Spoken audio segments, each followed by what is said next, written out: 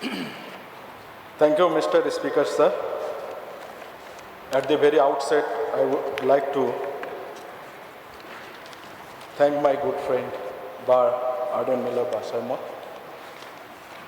who have jointly brought this very important cart motion to deliberate on issues concerning the power department vis-a-vis the power distribution utilities, including the MECL and its subsidiaries, the MEPTCL and MEPGCL. I also would like to thank and express my gratitude to Dr. Celestine Lindo, Honorable Member from Umsini, Shri Charles Magna, Honorable Member from Mauhati, Ba Gabriel Walang, Honorable Member from Nongstoin, our senior colleague Dr. Mukul Sangma, Honorable Member from Songsak, Ba Charles Pengrove, and our Honorable Leader of Opposition, Shri R.V. Lingo. Sir, I have taken note of all the points and concerns raised by the honorable members in this August House, including the valuable suggestions put forward to improve the functioning and the delivery system as far as the power scenario of the state is concerned, including the holding company and its subsidiary companies. Sir, of course, this year we have faced a very unprecedented situation where our esteemed consumers were subjected to load shedding for hours. There are many reasons for that, and as the card motion is only for the grants for which it has been moved, I will be limiting to those specific points only. Sir, the amount of rupees 22 crores 27 lakhs 22,721 is required to regularize the advance from the contingency fund as additional support to MECL for payment of outstanding electricity dues to various government departments, hence the supplementary demand to regularize the same. Sir, this due is from different departments of the state government as on 31st March 2023. Since the clearance of the dues of the government departments is pre-qualification criteria under the RDSS scheme, hence, in order to streamline the process of clearance of dues of government departments, Power Department has cleared the dues in centralized manner by availing funds as advance from contingency fund. The amount is being regularized through supplementary demand. So the explanation is like that, and some apprehension has also been brought inside in the discussion, that whether the concerned department where the bills are pending, while Power Department is pending those bills, will there be a duplicacy in that? Whatever bills have already been paid by respective departments will be not contained in this grant. That has been excluded, and this will be completely the outstanding bill which we need to provide to the department will be only provided. So this is done in many other states also to regularize and centralize, so that the department need not wait for many years that the pending departments from the respective or different departments is being cleared. Sir, the amount of rupees 3 crore 36 lakh 50,000 is required as additional support to enable MNREDA to pay salaries, wages, and PPF contribution of the officers and staff of the district offices during the financial year 2023-24. Sir, just one short thing is that actually originally some amount has been already voted in the general budget of about 5 crore 35 lakhs have already been paid. Now this remaining 3 crore 36 lakh 50,000 is required. So the total grant will be standing at 8 crore 71 lakhs as far the MNREDA is concerned. Now Meghalaya New and Renewable Energy, I want to give little bit background of this agency, was established on September 14, 1987 as the state nodal agency for the Ministry of New and Renewable Energy Sources, Government of India. The agency was registered under the Meghalaya Societies of Registration Act 12 of 1983.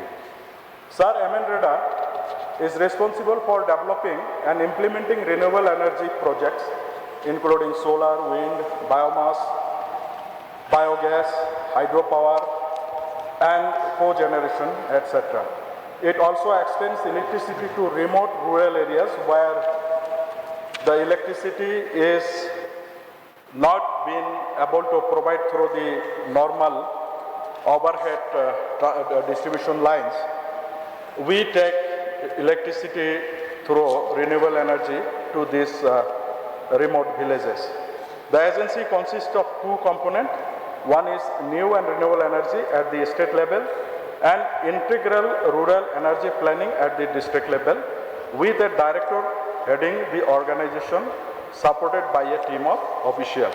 Additionally, 7 district level cells manage projects in coordination with the director. Organizational structure is board, council, committees and other bodies constituted as per the formation of governing body. Sir, chairman of the governing body, the governing body is headed by a chairman who will be either the Minister of Power or anybody else who will be provided or will be appointed by the government to serve as chairman. Other members include the Principal Secretary of Power, Secretary of Planning, Secretary of Finance, Advisor RE from the Planning Commission, Government of India, New Delhi, Principal Secretary of CNRD, Government of Meghalaya, CMD of MECL, a representative from MNRE, Government of Meghalaya, and Director cum Member Secretary of MNREDA. Now, what are the projects we undertake through this agency? Sir, MNREDA has successfully distributed home lighting systems, solar lanterns, and street lighting systems in rural areas, encouraging the use of LED solar lighting system.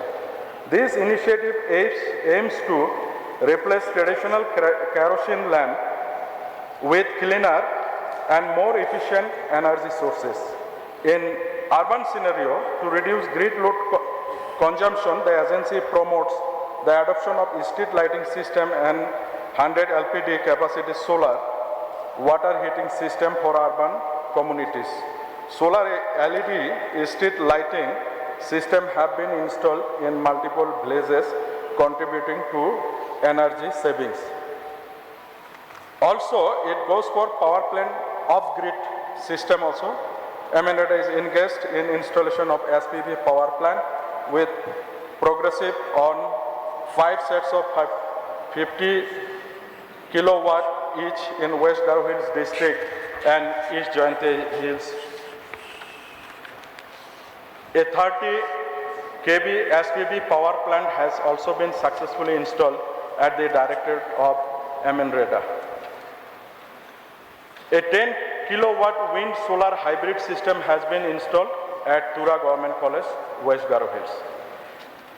Sir, the physical and financial progress of the agency is that solar study lamp project we used to provide to the areas where electricity is in frequent disruption. In fiscal year 2019 to 20, 56,000 solar study lamps were distributed.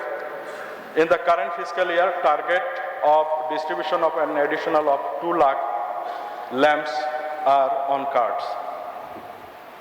Progress includes the successful installation of 200 units in West Garo Hills with an ongoing installation of 150 units in East Khasi Hills as far as solar street lighting system is concerned. Sir, under PM Kusum scheme, for the current financial year, 1,000 units have been sanctioned with a proposal for an additional 1,500 units in progress. Solar water heater project, to date 30,000 LPD capacity installed have been completed with plans to install 70 units of 100 LPD capacity in 3 districts during the current financial year. Biogas power generation and thermal application program, out of the sanctioned 425 units for the current year, 325 units have been installed with efforts on going to complete the remaining projects. 2 CBG plants at Nongpo and Tura are in proposal stage. Sir, one new programs in the nomenclature of Chief Minister's Solar Mission has been conceptualized, and it will be a flagship scheme, and Amendada will be interested to initiate as far this scheme is concerned, and we do hope that this scheme will provide electricity, especially the far-flung areas. Sir, as far the officers of the department is concerned, there is director, assistant director, there are 3 numbers, project officers 1 numbers, program officer 1, junior engineer 2, superintendent 1, electrician and technician 3, accountant 1, LDA cashier is 1, stenographer 1, typist grade 3, 4, driver 6, helpers LDF 8, chowkidar 1, contractual basis 2, cleaner 1, casual laborer 4, technical assistant 1. These are the total number of 46. They are in station in the headquarters. In the district also, we have project officer of 7 numbers, junior engineer 7 engineers, LDA come typist 7 numbers, peon come helper 7 numbers, chowkidar 7 numbers, part-time cleaner 7 number. This is 7 each in these districts of 42 numbers. So this supplementary budget to augment the original budget that has been voted in the House of amounting to 5 crore 35 lakhs, and this additional grant of 3 crore 36 lakh 50,000 will augment the total budgetary allocation as per the Amendada is concerned. Some specific points are raised, sir. I will come later on those specific points.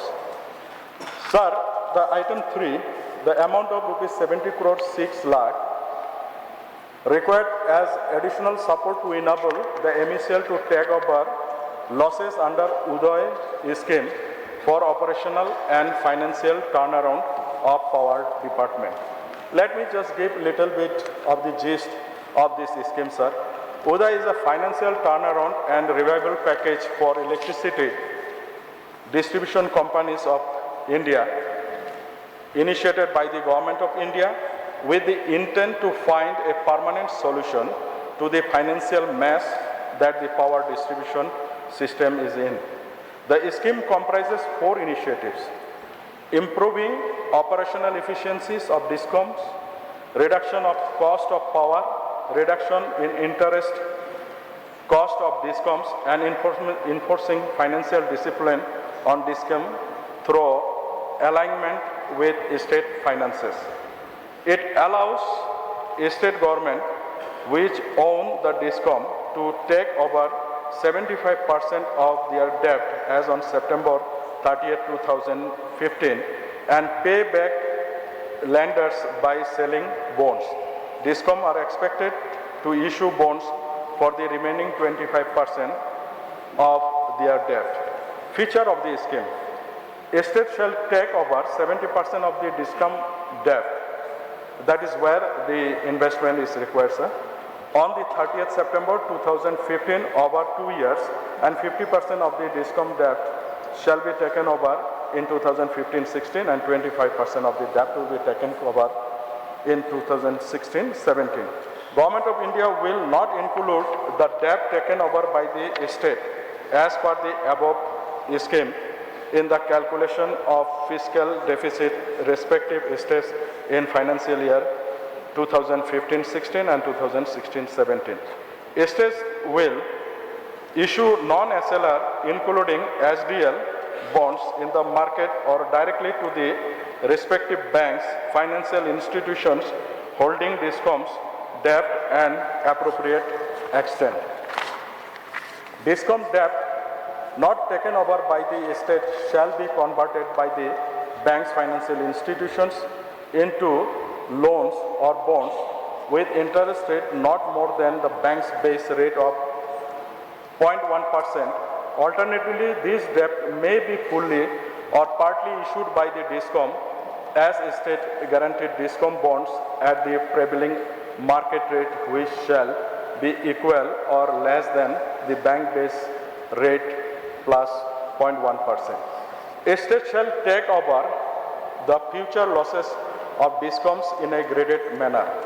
State DISCOMs will comply the renewable purchase obligation outstanding since 1st April 2012 within a period to be decided the consultation with Ministry of Power.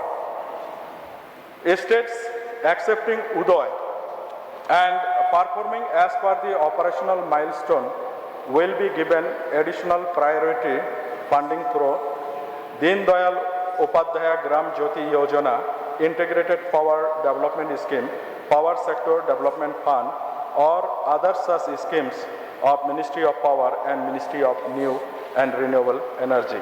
Such states shall also be supported with additional coal at notified prices in case we have thermal power plants, and in case availability through higher capacity utilization, low cost power from NTPC and central public sector undertakings. States not meeting operational milestone will be liable to forfeit their claims on IPDS and Deen Dayal Upadhyaya Gram Jyoti Yojana grant. As per the tripartite memorandum of understanding executed amongst the Ministry of Power, Government of India, Government of Meghalaya and Meghalaya Power Distribution Corporation Limited dated 19th March 2017, Ujjwal DISCOM Assurance Yojana, the state government agreed to take following measures inter alia the following. The government of Meghalaya shall take over the future losses of the corporation in a graded manner and shall fund the losses as follows. In the year 2016-17, there shall be 0% of the loss of 2015 and 16, 2017 and 18 also of the same, 2018 and 19, 5% of the loss of 2017 and 18, 2019 and 20, 10% of the loss of 2018 and 19, 2020, 21, 25% of the losses of 2019-20, and 2021-20 to 50% of the loss of 2020-21. So if we calculate in that also, sir, amount is coming around for the year only 2021-22 around 1,96.85 crore. Government of Meghalaya shall provide operational funding requirement supported to the MEPDCL till the DISCOM achieve turnaround. Unfortunately, we have not achieved that goal yet. In continuation of the same, the Power Finance Corporation Limited had written letter white number 2, 13/EA, Meghalaya, 2022/079236 dated 11 October 2022, whereas the state government agreed to take over the losses following manner as the part of the commitment due to availing the revamped distribution sector scheme. And I'd like to give little gist on this also. The loss to be taken over in the year 2021-22, 50% of the loss for the year of 2021, 60% of the loss of the financial year of 2021-22 to be taken over in the year of 2022-23. The losses of the amount to be required for the year 2023 to 2024, this current financial year, is 75% of the loss of financial year of the previous year, that stands at rupees 220.06, of which 150 already disbursed in crore.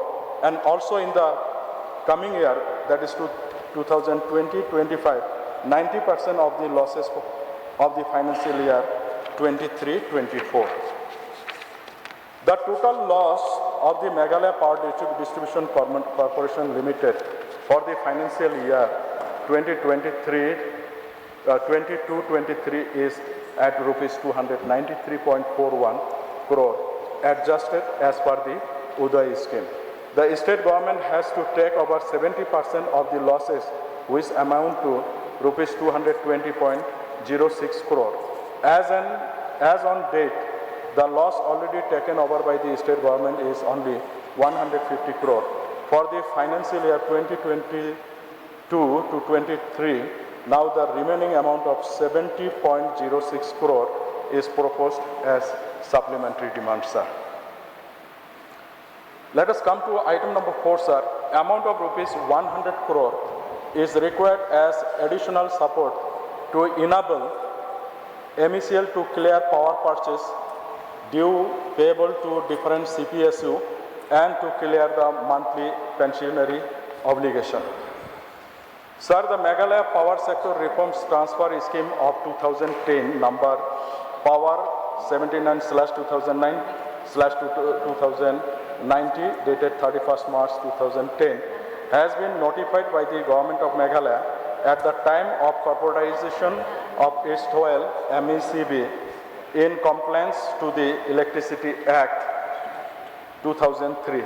As per the clause 693 of the aforesaid notification, I quote, in the event of any shortfall of funds with the trust at any point of time relating to the period to the date of transfer, the state government shall pay the shortfall of the required funds to meet the ongoing outflow on annual basis, unquote. There was a commitment given in the meeting of the empowered committee constituted by the state government at the time of restructuring. A meeting was held with Union and the Association of East Oil MECB on 4th March 2009. It was agreed in the meeting that, I quote, sir, in the event of any unforeseen event leading to financial constraint occurring any of the companies in the future, the pension liabilities of the existing pensioners and existing employees would be protected and financially supported by the state government. Sir, the actuarial valuation of terminal benefit was conducted by N.C. Das Fellow Institute of Actuaries of India. According to the actuarial valuation report as at 31st March 2009, the valuation of terminal benefits were arrived at as follows, sir. Pension, rupees 608.09 crores. Gratuity, rupees 45.85 crores. Leave encashment benefit, rupees 60.15 crores. That totals to rupees 714.08 crores. Subsequently, as on 31st March 2010, The PFCCL carried out the exercise of actuarial valuation of the unfunded terminal liabilities, which stood as under pension rupees 720.06 crores, gratuity rupees 54.29 crores, leave encashment benefit rupees 71.21 crores. Total is rupees 845.56 crores. And if we subtract the funded liabilities, which has already been paid, of 500.52 crores, the amount stands at rupees 840.04 crores. The third amendment of the Meghalaya Power Sector Reforms Transfer Scheme 2010, notified by the state government by notification number power 79/2009/514 dated 23rd December 2013, explicitly quantified the outstanding terminal liabilities of the existing pensioners of the S12 MECB, as well the existing employees till the time of it is taken over by the corporation as on 31st March 2010 stands at 840.04 crores.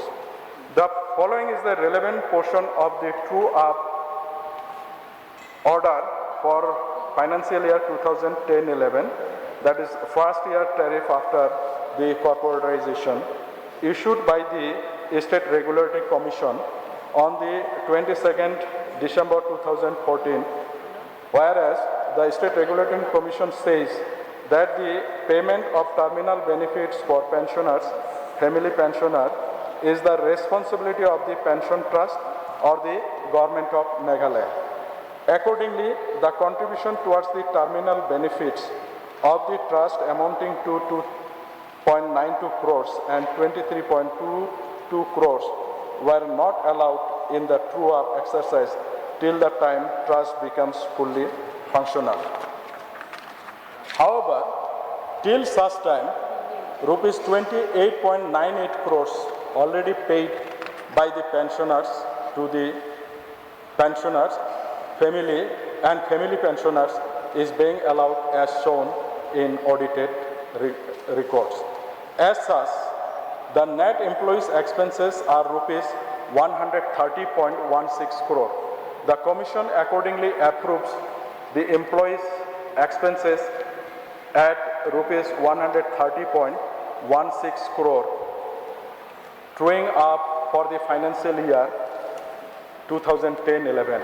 In March 2021, the State Regulatory Commission passed the review on true-up of the MEPDCL for the financial year 2017 and 18, whereas the State Regulatory Commission disallowed the terminal liabilities of the corporation, citing the reason that the same shall be paid from the trust fund to be created from the fund supposed to be received from the state government, and the provisions for every year against terminal liabilities for the serving employees had already disallowed since financial year 2010 and 11.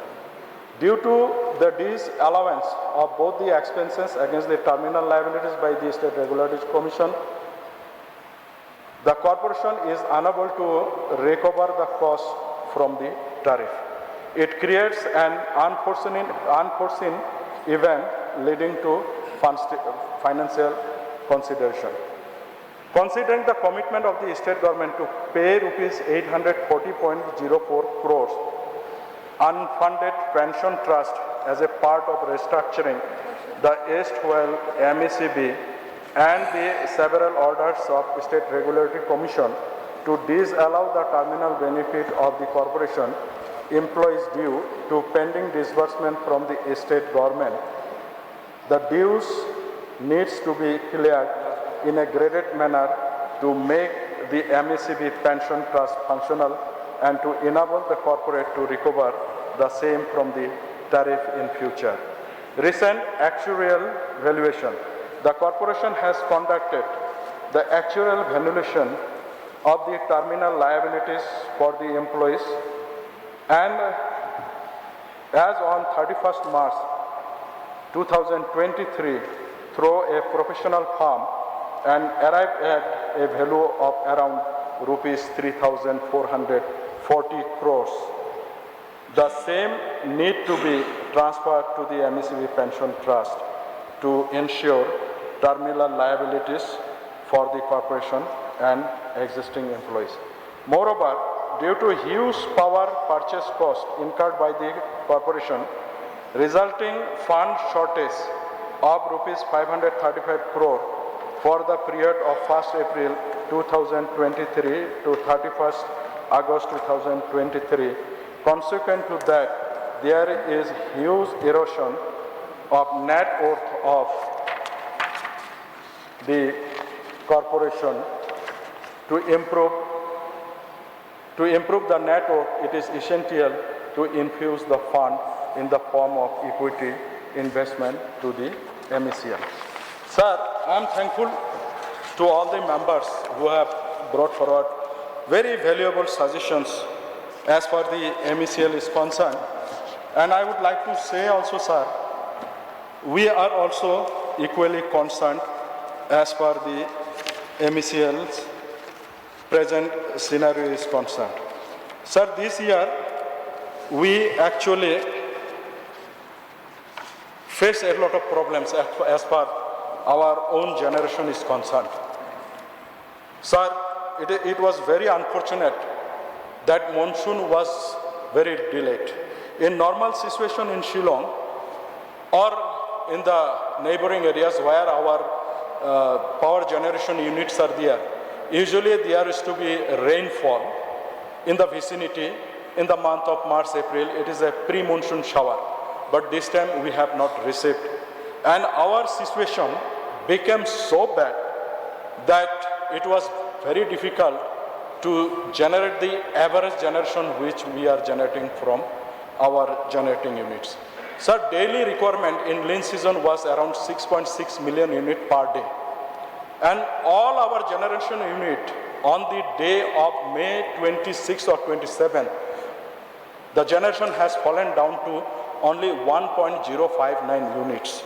That only shows that how much we were deficit. We tried to get from other utilities with whom we are having the power purchase agreement, say NIPCO, NTPC, NSPC. But the matter of fact that, sir, even NIPCO was facing problem because 3 of its power projects had to go for shutdown, thereby reducing our entitlement to a huge extent.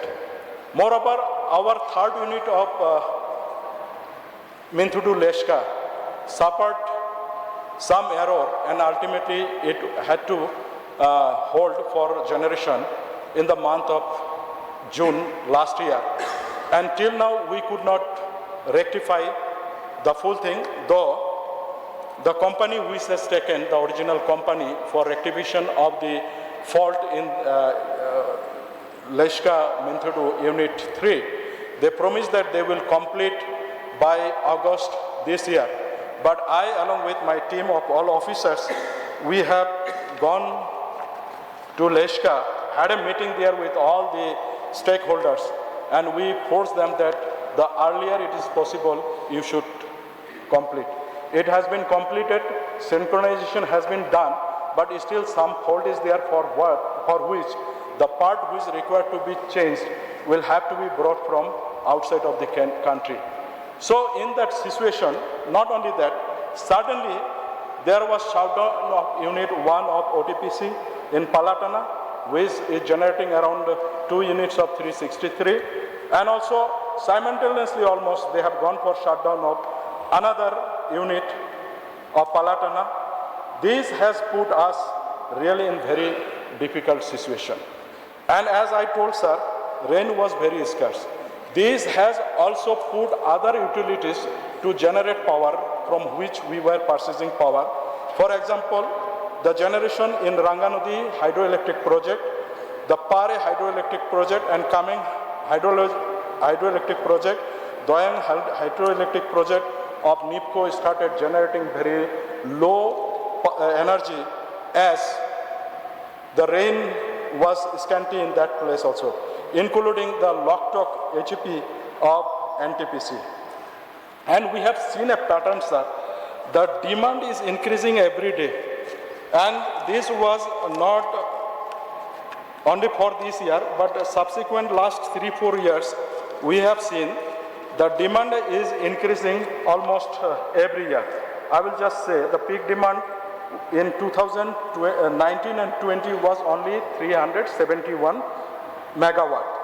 And this has increased to 384 megawatt in 2020-21. And again 2021-22, the peak demand has increased to 408 megawatt. Again in the year 22 to 23, the peak demand has increased to 430 megawatt. So demand is also including, because of many gadgets are being enforced, utilized by the consumers, and so also the electricity connectivity is a continuous process. New hamlets are coming up, new township is coming up, so demand is increasing every day. Not only the peak demand, but also the average demand is also increasing. Say for example 2019 to 2020, the demand was only 235 megawatt, and this demand has increased to 2097 as on January 2023. We have not completed this year. Then we were also returning the bank power on account of abnormal rise in demand due to severe winter in 2022-23. Power was imported during the lean hydro season from September 2022 to March 2023 under advance banking. The import power was also needed to provide uninterrupted power supply during the course of the general election of Meghalaya Legislative Assembly, sir, because we could not go for power shutdown during that period, and this bank power was utilized to provide uninterrupted power supply during the election period. The quantum imported during the above period is around 456 million units. So it is a very huge, because we have not even gone for further shutdown during that period of time. And this we need to return by this year 2023. I would like to tell the House, almost every power that we have banked, we have returned. Only few quantity, the up to date is not with me, that has to be returned. And I think by this year, October month, we will return all the bank power. Now, in that scenario, when our generation limit has just completed, no new power project is not coming up. And we are wary also that next year also we may face the similar problem, the similar lean season, because the climatic change everywhere it is happening, so it may happen. In that case, will again we suffer the same type of power crisis. So, though it is not possible to go for new power project, but we are very positive that next year we will have some more power into our kitty. Sir, NIPCO Kopili Stage 2 has withdrawn that power. Now they are supplying power to us